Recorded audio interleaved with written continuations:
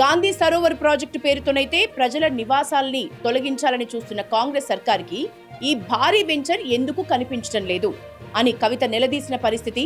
స్థానికులందరితో పాటు కలిసి కవిత చేస్తున్న ఆందోళనను అడ్డుకునేందుకు అక్కడ పెద్ద రచ్చ జరుగుతోంది. పెద్ద ఎత్తున అక్కడికి పోలీసులు చేరుకున్నారు. ఆందోళనల్ని అడ్డుకుని స్టేషన్ కి వీళ్ళందరినీ కూడా తరలించే ప్రయత్నం చేస్తున్నారు పోలీసులు. తీవ్ర ఉద్రిక్త పరిస్థితులు అయితే అక్కడ నెలకొన్నాయి.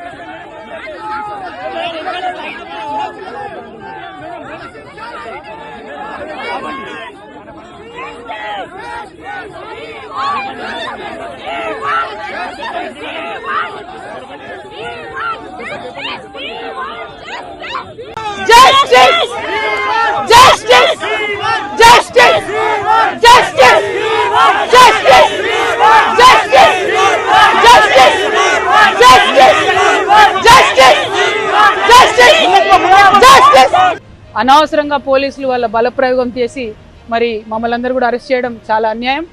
ఒక పక్క చాలా అక్రమంగా నడి మూసీలో కడుతున్నటువంటి పెద్ద బాబుల బిల్డింగ్లను వదిలిపెట్టి పేదవాళ్ళ బిల్డింగ్లను కూలగొట్టడం అన్యాయం. బీఆర్ఎస్ ప్రభుత్వం ఇచ్చినటువంటి ఆ పర్మిషన్ను కాంగ్రెస్ కొనసాగిస్తుంది.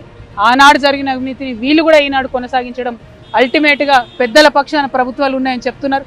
ఇక్కడ నుండి కూడా మనకు కనిపిస్తుంది మూసీ. అది లిటరలీ రివర్ బెడ్లో ఉన్నటువంటి బిల్డింగ్ ఏమో కంటిన్యూ అవుతుంది. పేద ప్రజల ఇల్లు మాత్రం కూలగొడుతున్నారు. వెలుగుమట్లలో ఇల్లు కూలిపోయినటువంటి అక్క చెల్లెలు అన్నదమ్ములు ధైర్యంగా ఉండాలి, మేమంతా మీ పక్షాన ఉంటాం. అదేవిధంగా కుత్బుల్లాపూర్లో మూసీ పరివాహక ప్రాంతంలో చుట్టుపక్కల రకరకాల చోట్ల పేదవాళ్ళ ఇండ్లు కూల్చేశారు. వాటన్నిటికీ కూడా మూల్యం చెల్లించుకోవాల్సి వస్తుంది ఈ ప్రభుత్వానికి.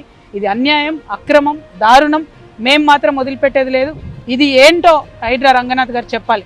ఇవాళ కాకపోతే రేపన్నా బుల్డోజర్ తీసుకొని వారు అక్కడికి వెళ్తేనే ఈ ప్రభుత్వం ప్రజల పక్షాన పనిచేస్తుందని చెప్పి నమ్ముతాం. లేకపోతే అవసరమైతే లీగల్గా కూడా ఫైట్ చేస్తాం. వేరే వాళ్లకు 30 మీటర్స్ రూల్ ఉంటే ఈ ఒక్క 2-3 బిల్డింగ్లకు మాత్రం ప్రభుత్వ పెద్దల అండదండలతోని 9 మీటర్స్ 5 మీటర్స్లో ఉంటే కూడా ఎట్లా కడతారని చెప్పి లీగల్గా కూడా జాగృతి ఫైట్ చేస్తుందని నేను తెలియజేస్తున్నా. Thank you. జై తెలంగాణ, జై జాగృతి.